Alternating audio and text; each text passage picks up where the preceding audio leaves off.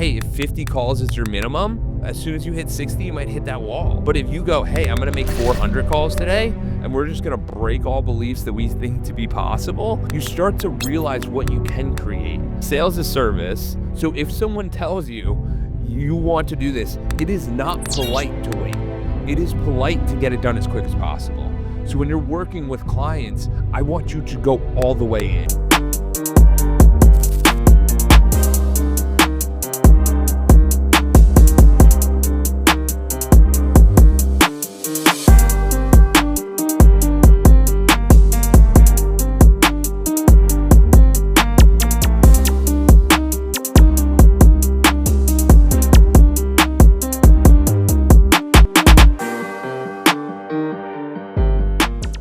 What up, what up? Another episode of Prosper Pod. Here's my man, Jordan Edwards. He's the founder of Edwards Consulting, host of #ClockedIn, 325 episodes deep.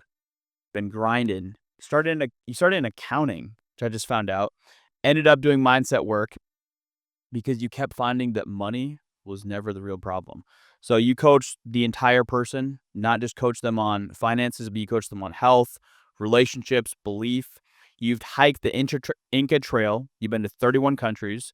You've run the New York City Marathon. You sat across from Jeff Foster, the founder of Reebok, and Jeff Hoffman, the co-founder of Priceline. Jordan, good to have you on, brother. Thanks for having me, Jonah. Excited to be here. Thanks for having me. Excited to be here. How long have you been coaching for? 6 years now. 6 years? Yeah. Okay, cool. And let's just dive right into it. What's the framework that you really go through with people? And let's say I'm a client, and let's say you sat down with me day one, and let's say, hey, I'm not hitting my goals. I'm not who I want to be. I'm not where I want to be. What are you diagnosing, and what's the typical root of the problem? Okay, awesome. Love it. We're going to get right into it. So the first thing we're going to do is we're going to focus on what is your 5-year vision. Because if we don't have a strong, captivating 5-year vision and knowing where we want to go and what we want to do, then we don't know what our life's going to look like. So I always try to start off with a 5-year vision. Then I dive into a 1-year vision. So we break that down and like, what do you have to do to make that true? Make that 5-year vision true. Because usually what ends up happening is like when we're little kids, we'll be like, I want to be an NFL player. And the person's like 4 foot tall. And you're like, you got this. But as soon as we're an adult and you go, dude, I want to make $1 million. They go, no, you don't. And you're like, it is possible. Like it is all of this is possible. And you can totally do this at any given point. Yeah. So I think that's super important. And then what I dive into is the 3 pillars, which are health. So I think that's really important as you were talking about the holistic person. So it's mental health, physical health, and financial health. These are all things that are going to affect your psyche and how you feel about yourself. Then we're going to talk about relationships with yourself. Do you love yourself? Relationships with others, which is like your partner, and then relationship with your business partners and how you think about them and your friends and family and all that kind of stuff. Most people don't love themselves. We're the hardest on ourselves out of anybody. Absolutely. Let me ask you, how many people that you sit down with, how many people have a pretty good grasp on where they want to be in 5 years, and how many people just have no idea? They're like, dude, I'm just trying to get through today. If we're going to be honest, most have not really the biggest clue. The reason I say that is because the 5-year vision, most of us have done one before, but we haven't done it in a recent time. So you sit there and maybe you did one a year ago and you hit all those points and you're like, I don't know what I want my life to look like.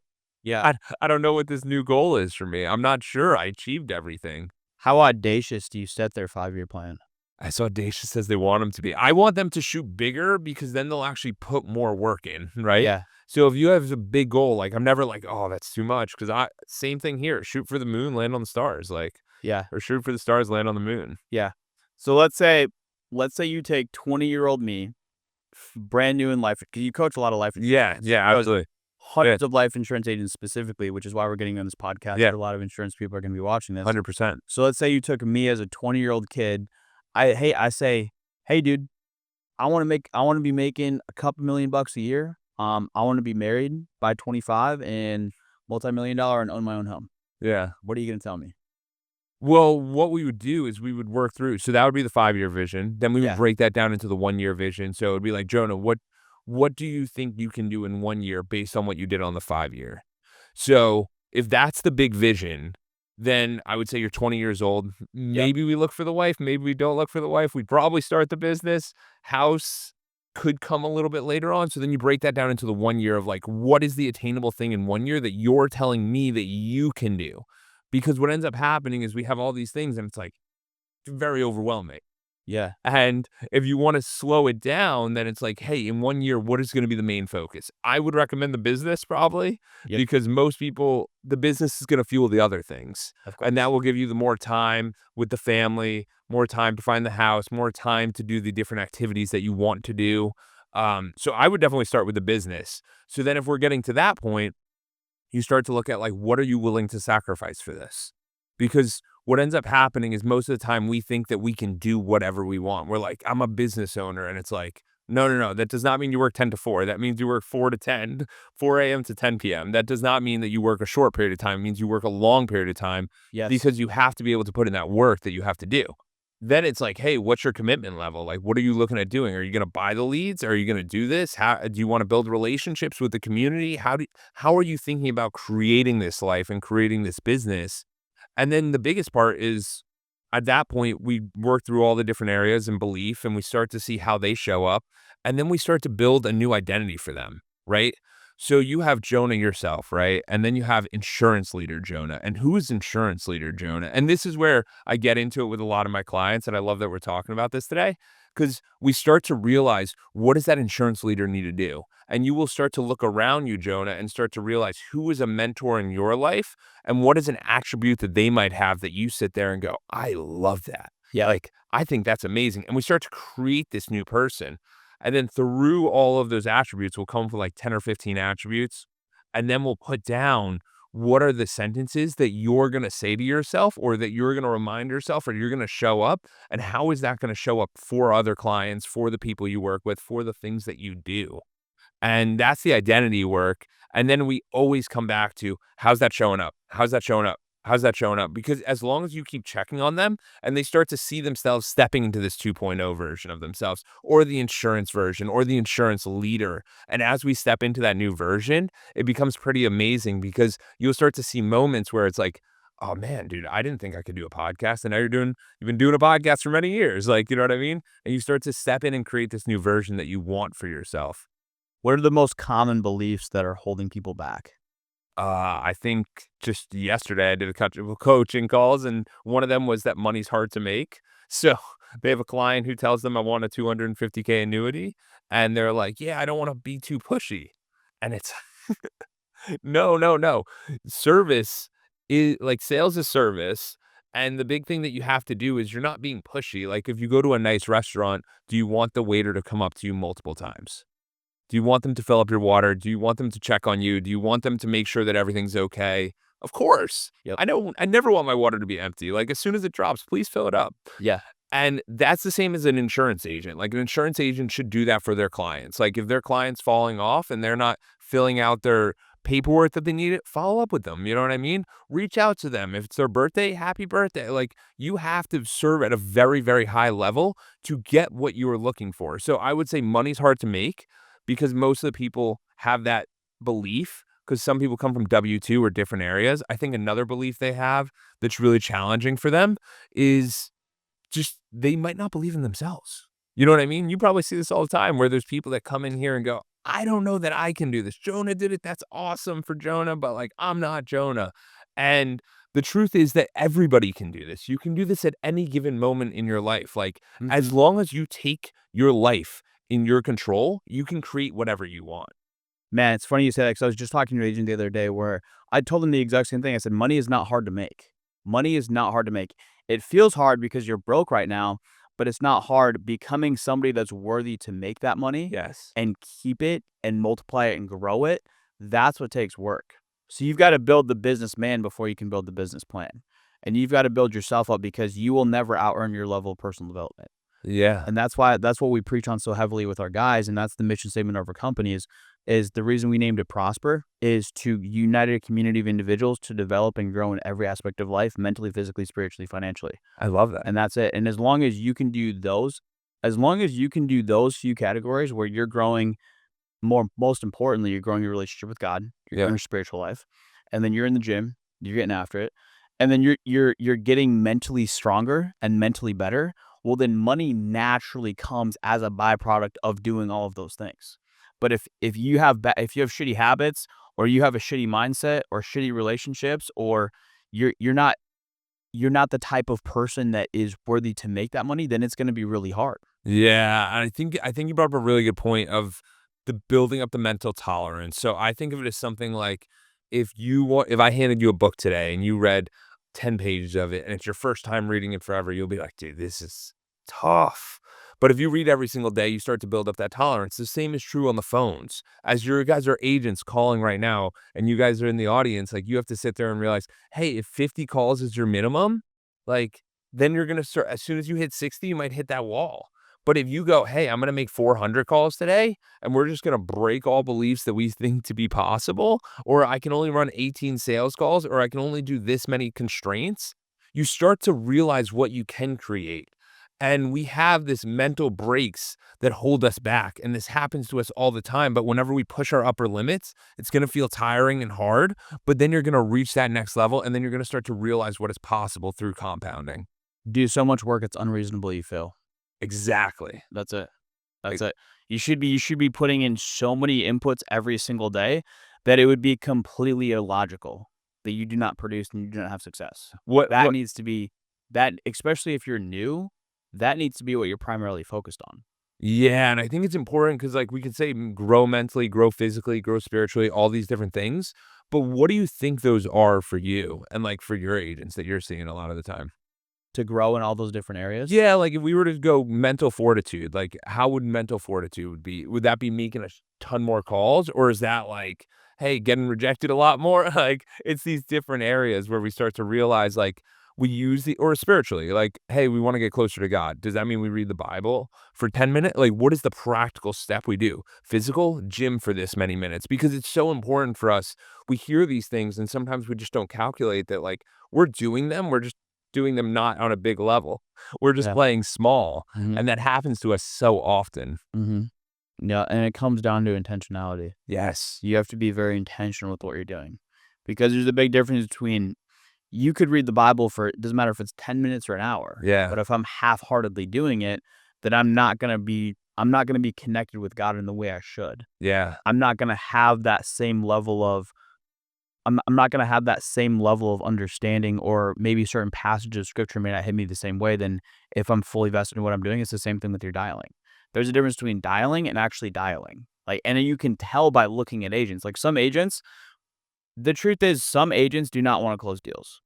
They don't. Because it is easier to let that person go, or not overcome that rebuttal, or not build that rapport, or not dig as deep into the why as you need to, and just let them go and say, "Oh, well, I tried.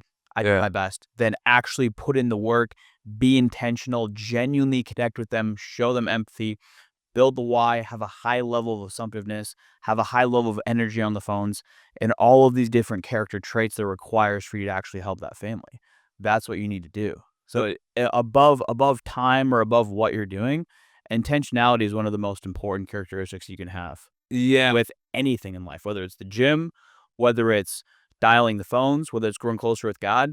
Same thing in the gym. Like, if you see a guy in the gym and he's doing his rep, looking around, kind of like, that guy's not actually working out. Yeah. That guy's not working out. Or if you're just sitting there on your phone, versus when I go in the gym, I'm in the zone. I got my headphones in, music's blaring, and when I'm under the weight, when I'm under the pressure, dude, I am staring at a dot on the wall, and I'm myopically focused on Yeah. what I'm doing, and I'm supersetting my sets. I'm boom, boom, boom, boom, boom. I can break a sweat in 15 minutes. Like, I can get a dialed workout in 30, 45 minutes, an hour. Yeah. I'm in and out and boom, boom, boom. Some people go to the gym for 2 hours. They don't even work out. They just hang out. They're just talking to people. Yeah. And they're not making the difference because it's so important for us to realize that the biggest thing that it takes for a lot of us is that intentionality. But how does that intentionally happen? For me, when I give a lot of presentations, it's funny, but I make everyone do jumping jacks because I think energy is one of the highest pillars that we can have. And we don't think about it enough. But how do you come into high energy? You look at a sports team, you look at athletes, you look at celebrities, you look at any of these people. What do? They warm up, they get ready. So I have everyone stand up and we do 10 jumping jacks. And half the people on the calls are always like, Jordan, you gave a great presentation. I just enjoyed the feeling of being, one, authentically myself, one, jumping around and I didn't feel like anyone was judging me. One, I felt that my energy was a lot higher because I battle energy a lot, and it's hilarious. Like, I just sit there and I'm like, "You can do this whenever you want." The We're more energy you have, the more successful you'll be and the more money you make. Yes. And the same thing is true for the reverse of that. And you know when you're around low energy people, they suck the energy out of a room. Yeah. Somebody walks in here, they're like, "Hey Jordan, how's it going? Good." And I don't want to be around that person Yeah. because that person's gonna sap my energy. Yeah. Same thing when you have somebody that's high energy, fires me up. Yeah. When you're around somebody that's high energy, high belief, high conviction, I want to run through a brick wall. Yeah. So the more energy you have, ener intentionality and energy. Yep. Those 2 things are so extremely important for growing as a leader, helping clients, selling a lot of policies. These are the fundamentals. You need to have these 2 characteristics before you have anything else. 100%. And, Jordan, you're bringing up a really good point. You gotta be careful if you're a new agent or even an experienced agent being around energy vampires. Energy vampires might be your best friend who you talk to all the time, and he's like, "Dude, why are you working so late? Like, just come grab a beer at the bar, like, just hang out." And, like, they don't understand the mission that you're on. So you have to be very intentional about that and drawing those lines of, like, it's not, "Hey, we can't be friends." It's, "Hey, during this time, I don't respond to my friends during until 8 PM, 9 PM at night." And I think if you can draw those boundaries, I think you're gonna be in a much better place, especially when you're building out the business, because it's always better to set hard boundaries and then loosen them up. Most of the time, we wanna set boundaries as we're going to them, and instead of doing that, it creates a very misconception that does not land well with people. I think it's always super important to set really hard constraints. Like, for example, I had a coaching group on Monday, and the guest speaker was coming in, and it's an hour-long coaching call. And I'm like, "Guys, the guest speaker's coming on. He's gonna be awesome." This guy named Jeff. Jeff runs a $20 million business. He's worth like $50 million. He's 69. He doesn't stop. And he goes, "Jordan, I'm really busy." And I'm like, "Brother, we have a like, you're gonna come on for an hour." And he's like, he gets on and he goes, "I have 15 to 20 minutes." And you know what that did? That perked everyone up, and they got all their questions through, and then he liked it so much that he stayed on for until 45 minutes.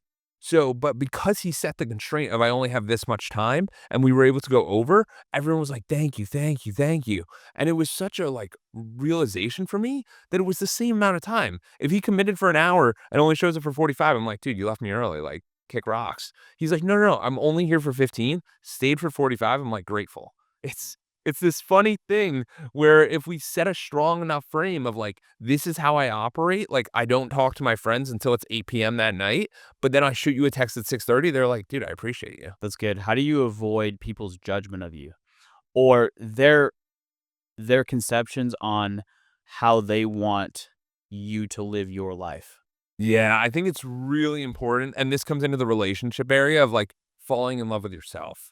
So what I mean by that is, like, when I met my wife, what I had to do was I did 75 hard, which is, like, 2 workouts a day, gallon of water, no alcohol, and I'm on this, like, "Let's go, Jordan," like, high energy, waking up at 4 AM, really high intensity, and I started to realize that no one is gonna save me, 1. Yeah. Like, your parents aren't gonna save you. I mean, some people's parents are, but, like, most of the time, they're not gonna save you. Your friends who are judging you, what are they paying your bills? No.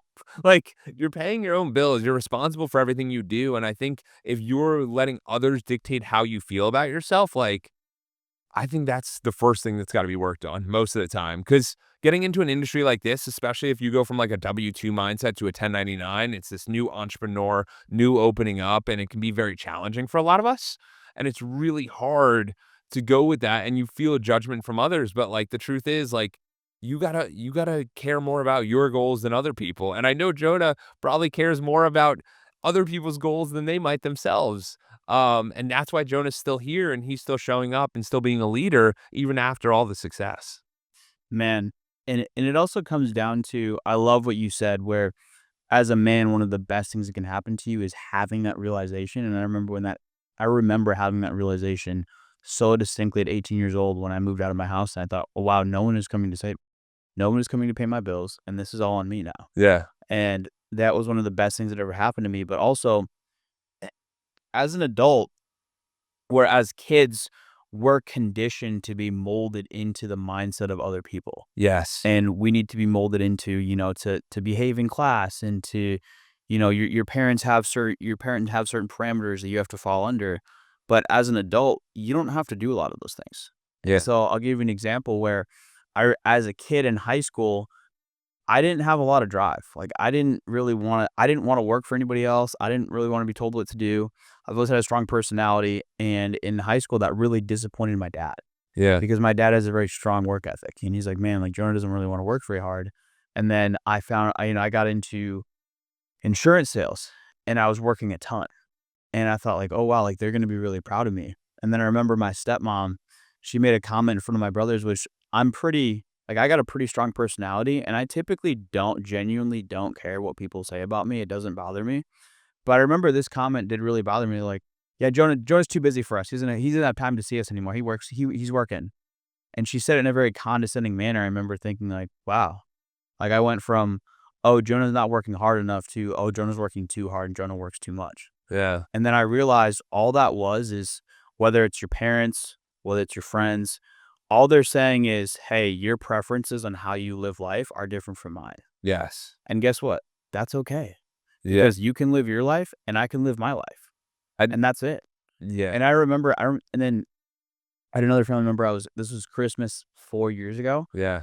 She said something I don't think she meant for me to hear, but she's like, man, like that must be terrible for how much you work. Yeah. And I thought in my head, I should have said this, but I was going to say it. I didn't want to cause a scene. I was like, yeah, terrible for you. Good thing I can make my own decisions. Good Yeah. thing I can do what I want to do. And if you can remove people's expectations for your life and just truly live authentically to you, whether I'm working too much, whether I'm not working enough, who cares? Yeah. Because that's where we all have freedom, where I can live my life, you can live your life, and that's it. Yeah, I think that's so important because there's so many of us that feel that judgment, you know what I mean? We feel the judgment of others, and it's usually And it apparent. bothers people so much. How can they remove that from their lives? One of the things I think about is, a lot of the time growing up, we would watch these athletes, right? We'd be like, "We know LeBron just signed with the 76ers, make this much money." And one of the things I started to realize with my life, if my life's not interesting enough, if I'm not creating enough friction or excitement or things in my life, then I need to know my own stats. Like, I need to know what gets me excited, and that's what I would highly recommend everyone else to do, is if you're looking at creating an exciting life, start to do things that you go, "That's crazy. That's exciting." Working a 70, 80-hour a week, going to Europe for 7 weeks, doing things that are just outside of the norm where you're like, "Dude, how did that guy do that?" Like, you know what I mean? Having these cars, having the watch, doing the things, and I think when you make those moments inside of your own head, you realize that you're the star player. You're the star in the movie, and I think too many of us are playing the role players. A thought experiment that I've been thinking about over the past couple of weeks was think about if you wanted to engineer, let's say hypothetically, because I was like thinking the opposite of certain things. Yeah, So I was just in a one-on-one with an agent where I said, okay, well, if you wanted to guarantee failure in this business, what would you do? He was like, well, I would show up late. Um, I wouldn't make many dials. I would have a shitty attitude and yada, yada, yada. I said, exactly. So I'm just do the opposite of that. He's like, oh, wow, that makes sense. And same thing with your life, where if you think about if I was going to engineer a life that had as little meaning as possible, what would I do? Well, I would sleep in. I would make sure to wake up after the sun rose. I would immediately consume processed foods such as sugar cereal, yeah, get some shitty sugars in my body. Um, I would immediately start scrolling on yeah, Instagram. What else would I do? Probably immediately consume caffeine yeah, right when I wake up and make sure that I don't have real interactions with anybody. So I have a work from home job where the people that I see, their little boxes on a Zoom screen. If yeah, I even talk to people, um, really important to do nothing that is competitive, yeah, no physical activity. So for sure, don't work out. yeah, And if I am being competitive, then I'm going to play video games. yeah, And when you do that, what's interesting is you're never bored. Like yeah, you're always stimulated every second of every single day. But what ends up happening is over the course of a couple weeks, a month, a year, over a longer time horizon, well, your life is incredibly boring. And if you want to engineer a life that it's incredibly meaningful, Well, the day-to-day is very boring, where a lot of times you're gonna have to do things that you don't wanna do. If you're a new agent, well, you gotta make $300. You gotta pay down the ignorance debt. You gotta Yeah. develop your skill set. You gotta start producing, okay? If you're a leader, there's a lot of meetings you don't wanna run. There's a lot of early mornings, late nights, all these different things. So the reason I bring that up is my question to you, Jordan, is how do you coach people Yeah. to find meaning and find passion and have energy in the day-to-day on the days that they don't They wanna the show up and when it's stay boring. consistent when it's boring? Yeah, so one of the things I do for people is realizing that every single day we're getting better or we're getting worse, we're dying or we're growing. Yeah. And I think it's important to realize that on those days that you don't do that, you set in that deposit, and that's that 2.0 version of you. That's that new identity of you. That's that new version of you. And every single time you push that upper limit of like, dude, I'm not doing 300 dials. Like, F that. Screw Jonah. He's crazy. Like, you start to realize that like you're regressing. And every single time you actually do the numbers and you do the requirements and you start to compound that, like, I just think it's so important for us to realize that compound interest works with our skill sets. It works with our businesses. It works with our lives. It works with all the things we do. So once you realize that every single day you're doing a positive deposit towards the things that you want to do, towards creating the life that you want to create, you're going to want more of it. And yeah, it's boring. Yeah, it can be a little concerning. Yeah, it's hard. But as you get into the more and more mundane of your life, you start to realize that's where the true opportunity is. When I Mhm. was doing 75 hard, I removed everything. The first time I heard music, I was like, "Whoa." Like, you know what I mean? Like, if you really cut back on all your food, you have a flavor and you're like, After 30 days of no music, your music, you start crying. This is so beautiful. honestly, because you start to Yeah. condition yourself one way or another. And it's crazy that you just said 30 days because it literally, What and you know what you're doing? yeah, You're rewiring your dopamine yeah, because 'cause we're so dopamine this is another interesting thought experiment where Andrew Huberman was talking about this, yeah, where our dopamine is completely fried because think about this. Think about, all right, if you're gonna take something that whether let's say you're going to the gym, yeah, whether you enjoy going to the gym, you don't go enjoying to the gym. Well, let's say on a day that you don't wanna go, you're like, yeah, "Oh, I gotta go to the gym." So then what do I do? All right, let's say I take a pre-workout shot. yeah, Okay, I take a pre-workout shot and I'm feeling better, got some caffeine in me. And then let's say I'm listening to music in the gym yeah, and I'm amped up. yeah, And let's say maybe I'm having a meaningful, let's say I'm having a meaningful conversation with somebody in between sets. yeah, Well, what happens though when you're doing that is now your baseline is so much higher. yeah, Now I have to consume caffeine. yeah, I have to listen to music. I have to have a conversation or do things that stimulate me and cause dopamine yeah, just for me to be at baseline now. yeah, So a lot of times, Joe Rogan was talking about this too. He said, I go a certain period of time where I work out and don't listen to music. yeah, And so I can lower the baseline. Same thing with me. I delete Instagram every single day. Right now, my Instagram's deleted. So I post on it in the morning. I post on it at night. During the day, it's deleted off my phone. And when you can do all these different things, I actually know a guy, he's in our company. You know what he does? what? He stares at a dot on the wall for 30, not a total of 30 minutes, but 30 minutes straight Wow. every morning. Whoa. And his name's Owen Santos. Shout out to Owen. Owen, if you're watching this. But what he does is, and if he loses concentration, he restarts. No way. Yeah. So it's not 30 minutes total. It's Yeah, 30 minutes of concentration. yeah, And I've never done that. yeah, I'm pretty crazy. I'm not quite that crazy, but dude, I love that because that's your level of not only focus but mental fortitude yeah, when you do things like that. yeah, And the same thing with meditation. I do a lot of breath work. yeah, Love meditation. Do that helps me so much. So the more you can remove certain stimuli yeah, and just be comfortable with doing nothing, yeah. sitting in a chair. I'll share an example of that where I got sent to boarding school my senior year of high school. Whoa. Okay. Yes, that was a whole nother story. Correctional boarding school in Utah, and they had this place called If You Were Bad, you went Yeah. to RFI. Okay. So I got in a few fights Yeah, and I got like in big trouble. yeah, yeah, And so I beat the crap out of this kid. And then and then what happens is you have to sit in this room, and I got a week in there. yeah. But what happens is you sit in this room and you can either do homework, you can read, or you can draw. Whoa. And if you mess around, like if I'm throwing spitballs or I talk or I do anything, I fail my day and you have to restart the day. Oh my God. So I got assigned a week, and in the beginning, I just kept failing. I was like, I'll eat it. give me another day. Yeah. It's like, give me 2 days. Yeah. Like, I didn't care. So they're like, okay. It's like Yeah. I was an arrogant kid. So anyway, I ended up being there for almost 3 weeks. Whoa. So it's 3 weeks where I didn't talk to anybody. I didn't see the light of day. And that was crazy because people don't know what it's like with smartphones. You don't know what it's like to sit with an uncomfortable thought until you've done that. Yeah. Because after a day or two, Yeah. once all stimuli is removed, it's a form of meditation. Like, you just have to sit there, and if you have an uncomfortable thought, you have to deal with it. Yeah. And when people think about it, they're like, "Oh, okay, like, doesn't seem too bad." No, like, actually try doing it. Yeah. That's why monks that meditate for months at a Yeah. time, it's hard.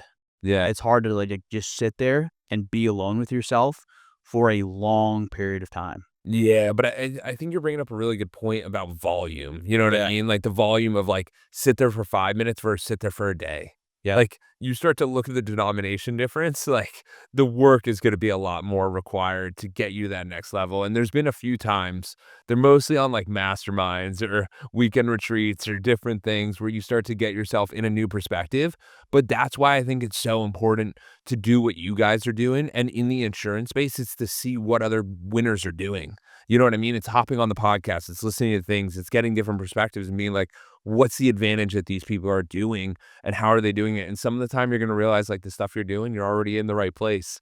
You're already moving in the right direction and you're already getting better each and every day. I think the challenge for us can always be as we're just going through this, it's just the grass is always greener. I should be here. I shouldn't be here. There's so much optionality in society nowadays. And it's just, what do you have to do? And I always think about this area of like action versus planning. So I think there's a planning component, like as a manager or a leader, you're going to be a little bit more planning skewed. As a salesperson and an insurance agent, you're going to be more action focused. Yeah. And what I start to think about is like, how much time do you spend on action versus planning? And I always ask this to the agents is like, if you had 100% and you had to break it up, what would you put it at? And some of them are like, well, I'm 20% action, 80% planning. I don't think that's going to do very well for an agent. You got to move to that 80, 90% action, 10% planning, because what ends up happening is then you'll just plan on Sundays. And like, then you're just in action mode during the day, which is so good. And that's why so many agents get caught up in overthinking. Yeah. Analysis by paralysis because they spend so much time. Oh, what if it doesn't work? Oh, let me plan this. Let me strategize this. The truth is, we make plans and God laughs. You could have the most dialed plan built out that you spent 9 months on, and it doesn't matter. It doesn't matter. You just have to actually start doing and take massive action every single day. Yeah, and I would give you guys, the audience, this is I literally had a client yesterday. They had someone that they called, they were a business owner. They had a 250K annuity that they were like, please quote this, like, please help us. That person ended up waiting 2 weeks, and every single time, like, please call them, like, please call them, like, they want to be serviced. And then they got a text back and they're like, oh, they found their cousin and their cousin found them the policy. So if someone tells you you want to do this, it is not polite to wait. It is polite to get it done as quick as possible. So when you're working with clients, I want you to go all the way in, not this halfway in, halfway out. I want you to be all the way in with your clients. And when they show you signals of like, let's do this, you need to have the courage to step into yourself, maybe overstep if it feels uncomfortable to you. Because I guarantee you, Jonah's step versus someone else's overstep are completely different. Because you start to build that tolerance of like, dude, I'm asking for that. Like, what are you talking about? But to someone else who overthinks a lot, their ask might be like, is it all right if I go to the bathroom? Like, no, just do the thing that you want to do and get it done. And that's the biggest challenge for a lot of us is building out these muscles. And also having a certain level of assumptiveness. The more assumptive you will be, the more success you'll have. Yeah. Not being afraid to ask. Yeah. Because if you ask but you're afraid or you're hesitant, you're probably not going to get it. Yes. But if you're overly assumptive and you just assume the sale, that's where you're going to have the most success. I was listening to our Modern Wisdom Hormozy episode, and they were talking about there's an episode in Breaking Bad where it was basically the premise of it was this guy messed up and they were trying to decide to either kill the guy or punish him. And the title of the episode was No Half Measures. Yeah. And I thought, man, that's really true because there are no half measures in life. Yeah. Because whether it's business, whether it's in the gym, your marriage, your relationship, there's so many things where if you're 1 foot in, 1 foot out, you might as well just not even do it. And when you when I look at, and the older I get, the more I realize how much work it takes to truly be great at something and how Yep. much focus you have. There's only a few things you can really do in life where you can win on the highest level. So a lot of successful people, they're just really good at saying no and focusing on the few things that actually move the needle, and they actually need to say yes, and they focus on those things. Yeah. And that's really important. Jordan, we got to wrap up here. Last question for you. I'm a firm believer that removing your worst habit is going to get you 10 times closer to where you want to be in life Yeah. than adding your best habit. Yeah. So what is the worst habit that you see people what is the most common worst habit is specifically in life insurance agents that you coach that you see that you guys end up removing, and once that's removed, boom, they have a break. Yeah, I would say it's definitely, a big one that a lot of people grew up thinking that they're not deserving or not good enough or they overthink how to approach people, and I think once you remove that and just put yourself in the space of, like, "This is my role," because the biggest challenge for a lot of us is, like, in jobs, like, say you go sell, to Dell or sell to any of these high-level companies, like, you're just put in that role and you're doing it. The same is true with life insurance. You're just scared that it's your business, and you're like, "How do I think about this business? How do I do it?" No, just look at yourself as an outsider and like someone put you in this role to succeed and you are going to be successful and you have to go empower that and jump all the way in. And I realized that once people start to believe in themselves, they believe that it's really possible. That's good. That's good. Any closing words? We're out of time. Anything you want to wrap up with? Yeah, I mean, I really appreciate you guys. And if you guys want to find me, you can find me at Jordan F. Edwards on Instagram. My Thank man. you. All right. Appreciate it. Instagram, anywhere else they can find you? Is Instagram the best place? Yeah, Instagram's gonna be the best place because the podcast is there. It's all put together that way. Yeah. Beautiful. All right. If you guys took value in this, like, subscribe, and share with somebody else who needs to hear this. God bless.